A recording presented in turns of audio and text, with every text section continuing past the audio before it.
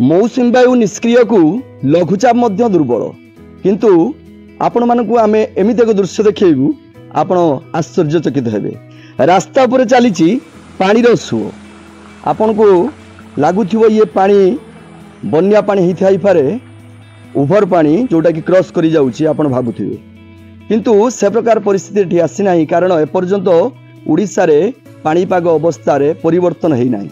वर्षार ना गंध नाही, मौसुमी वायु कोठी ना कोठी निष्क्रिय हो जाइछि किंतु ए भलिया एक दृश्य जोठी आमे देखिछु आपण को देखौछु तालकुणिया पंचायत रो तालकुणिया ग्राम रे ए दृश्य ए प्रकार घटना घटिछि जोठी कि रास्ता रे पानी सुओ चलीछि।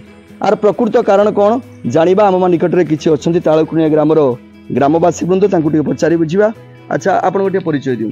नमस्कार सत्यव्रत साहू। अच्छा आपनकर ए जो समस्या कौन केमिति कोन है समस्या बोली आज 5 दिन हो गलानी तो आमर जस्ट एटू गोटे पोल बसिला जदि सेटा आमर सप्लाई मेन पाइपटा जाइछि सेटा ड्रिल कला बेले सेटा फाटी हिच जा द्वारा कि सेटू जत्ते बेले भी पानी आसुची सुओ चली।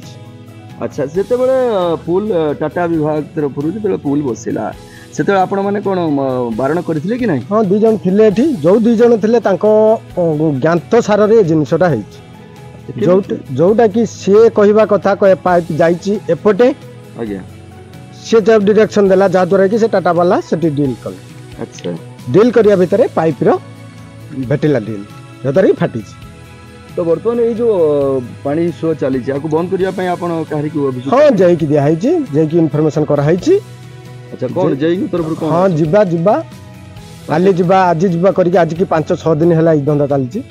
5-6 दिन हैला पर्यंत नहीं बोले हमर एई पानीटा जे क्रॉस करके एठी जे पास करी हो जे पानीटा तनो हम घर को जे पाइप जाय छै हमें टिके पानी पाउनी बहुत हैरान हो छै।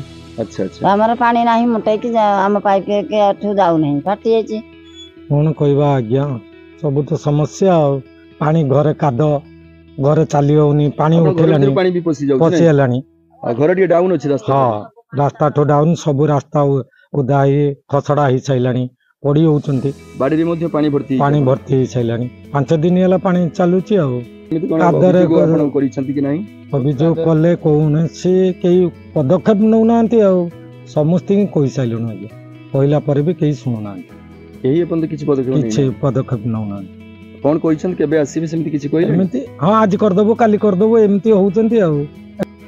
तो ग्रामवासी मानकर कहिबार कथा 5 दिन हैला जो वसुधा योजना रे जो पानी पाइप जाइछि रास्तार पार्श्व रे से पार्श्व रे टाटा पावर तरफरु गुटे नुआ खुंटी सेटारे से माने बसैथिले किंतु प्रश्न उठुछि जेतेबेले खुंटी बसिला सेतेबेले से माने जानिबा दरकार कि तळे पाइप लाइन थिला से बाबद रे अज्ञतावशतः से माने सेठी खुंटी बसैछंती जोथि पाई कि आज ए बढ़िया समस्या उपजिछि।